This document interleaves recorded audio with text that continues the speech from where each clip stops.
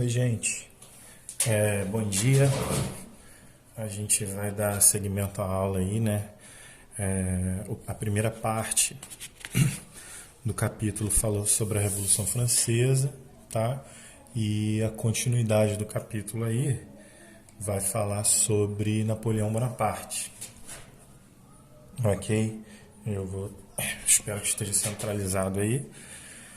Então, é, dois partidos jacobinos lutando pelo poder da França, né? Depois da Revolução.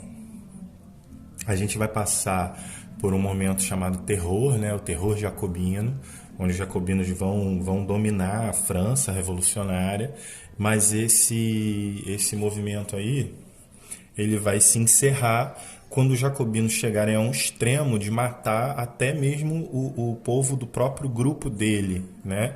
Achando que todo mundo estava infiltrado, que todo mundo era espião, que todo mundo ia contra o que eles queriam, tá?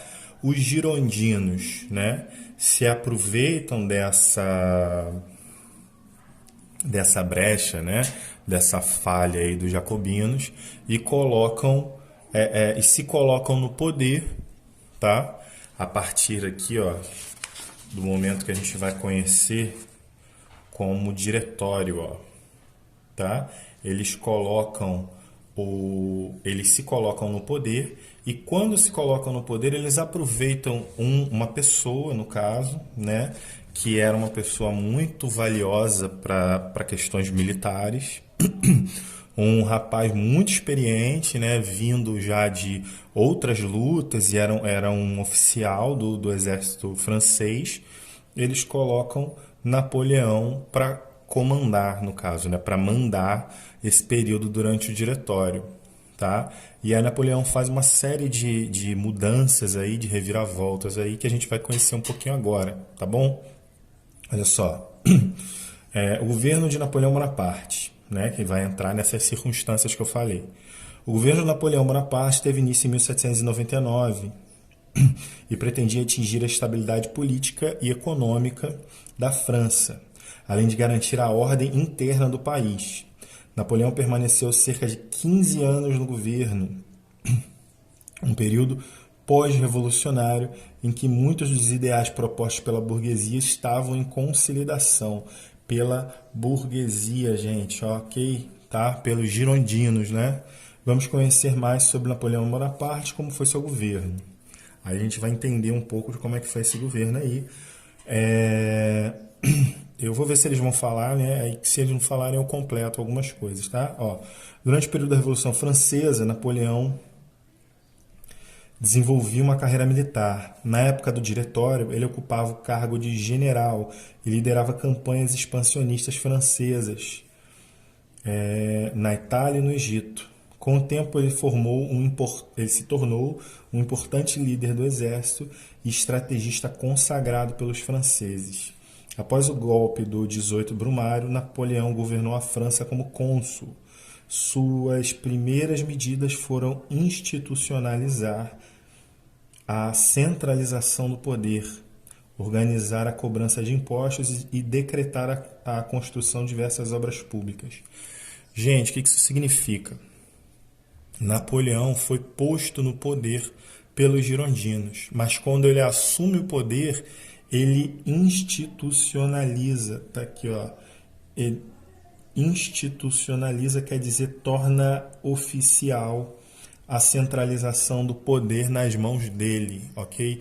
Então ele, depois de toda essa revolução, os girondinos permitem que Napoleão Bonaparte coloque nas mãos dele próprio todo o poder da França, ou seja, torne-se praticamente um imperador da França, né? Novamente, a gente vai meio contra o que toda a Revolução Francesa tinha conseguido, mas a gente tem a figura de Napoleão se desenvolvendo como imperador, vamos dizer assim, tá? Controle total, controle político, religioso, econômico e tudo mais, tá?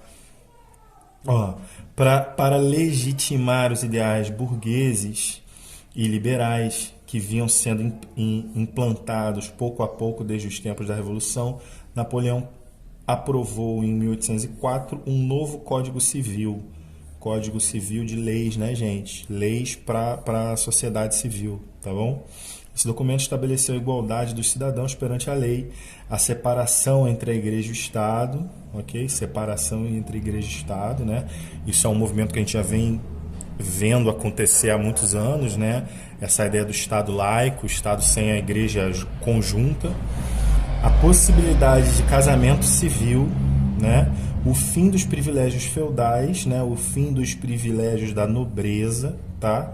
E o direito à propriedade, né? Comprar propriedades. Agora a burguesia podia comprar propriedades, podia desenvolver. Antes a propriedade pertencia à igreja, pertencia ao Estado.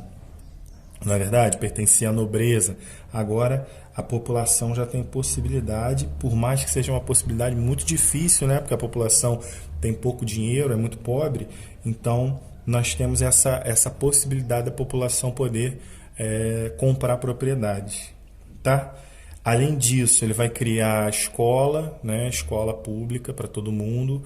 E uma outra jogada que eu acho que não está aqui, Napoleão vai tornar oficial o alistamento, vai ser um alistamento obrigatório da população, se eu não me engano, a partir dos 16 anos, tá bom?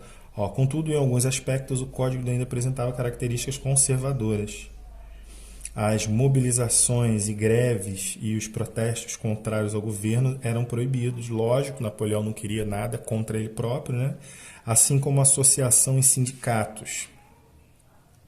Além disso, o código não reconhecia a igualdade social entre homens e mulheres, né? Atribuindo às mulheres papéis inferiores no âmbito familiar. Tá? Essa sociedade sempre, nossa sociedade, né, sempre teve essa característica. Aos poucos a gente está vencendo essa falha, né, na sociedade em relação à mulher, tá bom?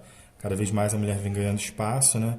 Mas nesse momento aqui nós ainda tínhamos, apesar de um movimento da mulher já crescente nesse período, mas nós ainda tínhamos, né, em 1800, vamos dizer assim, uma sociedade feminina ainda enfraquecida, né, pelo machismo masculino, ok? Ó, vamos lá. Não sei se está.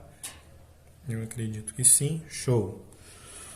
Então, aí a gente começa a ver um pouco das conquistas, né? As conquistas napoleônicas. Em 1804, após adquirir alta popularidade e receber o apoio da maioria dos deputados, Napoleão assumiu o governo como imperador, aí o que eu falei, tá bom? Naquela época, a política expansionista francesa cresceu e Napoleão incorporou diversos territórios europeus à França. Assim, entre 1799 e 1815, a Europa foi marcada pelas chamadas Guerras Napoleônicas.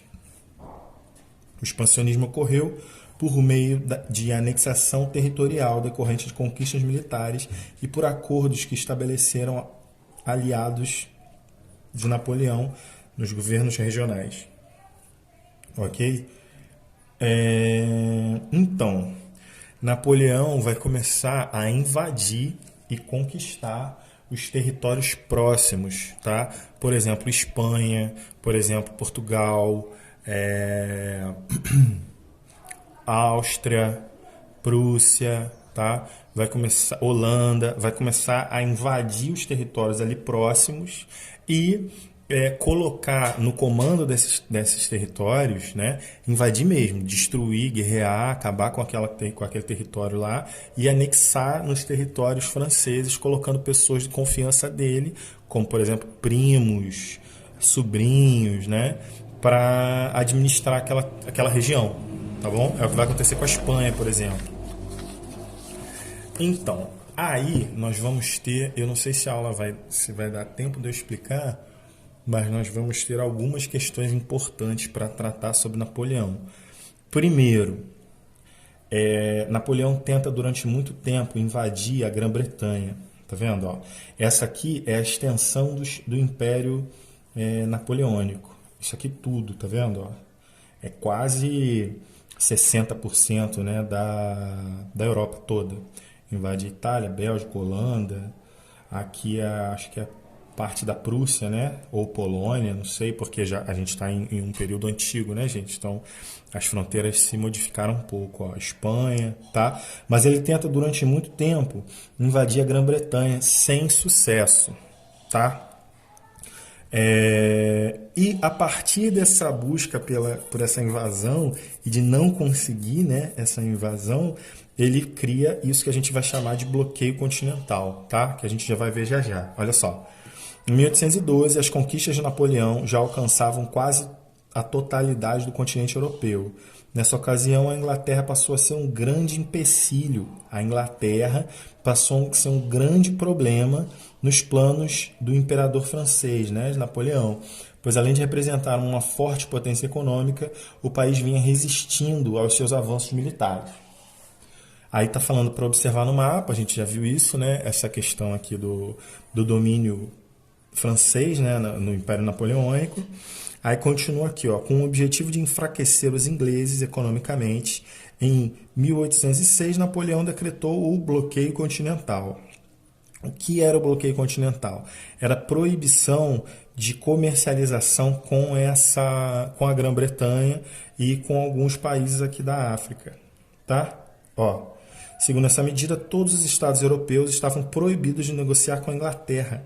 Se algum governante desrespeitasse as ordens de Napoleão e fizesse trocas comerciais com ingleses, a França ameaçaria atacar militarmente a região.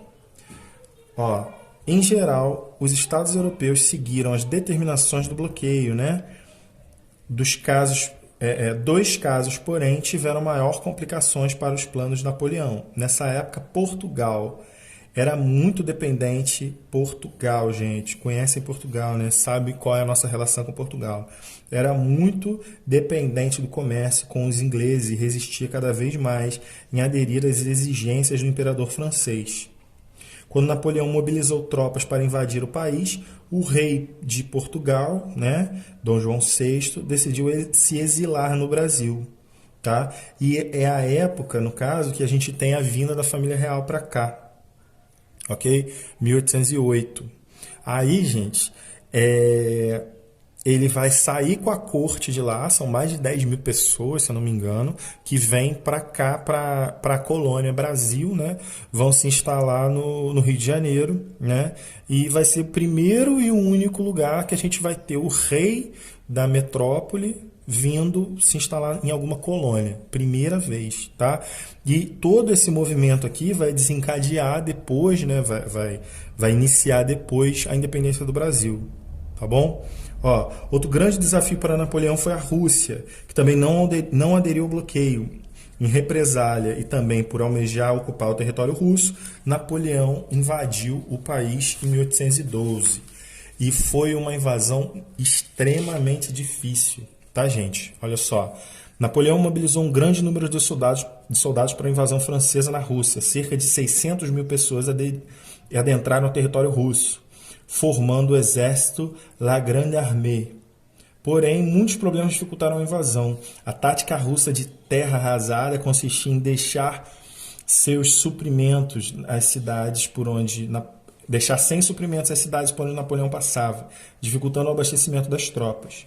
Isso desgastou o exército, que já sofria com o rigoroso inverno russo, tornando as batalhas mais complicadas. Diante dessa dificuldade, Napoleão percebeu que não teria condições de vencer os russos e ordenou a retirada de seus homens da região.